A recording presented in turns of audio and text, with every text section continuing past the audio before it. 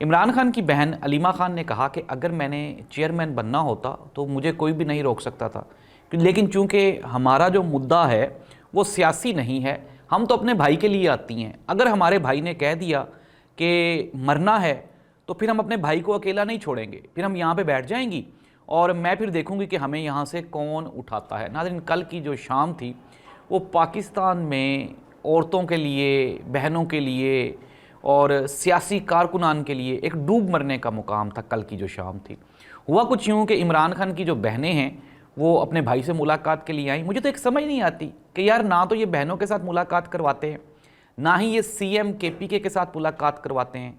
और परसों मैं देख रहा था ARY पे वो एक दहशतगर्द हमने पकड़ा और वो दहशतगर्द की लाइव जो मीडिया टॉक है वो चल रही थी दहशतगर्द की। लेकिन इमरान खान जो कि 3 साल तक वज़ीर आज़म रहा है इस मुल्क का, अगर हम वज़ीर आज़म को छोड़ भी दें तो शौकत खानम, नमल यूनिवर्सिटी और 22-23 साल इमरान खान का जो सोशल वेलफेयर का जो कैरियर है वही इस मुल्क पे इतना बड़ा एहसान है। लेकिन मुझे नहीं समझ आती कि ना तो ये सुहेल अफरीदी के साथ मुलाकात करने दे रहे हैं और ना ही इमरान खान की बहनों के साथ इमरान खान की मुलाकात करवाई जा रही है।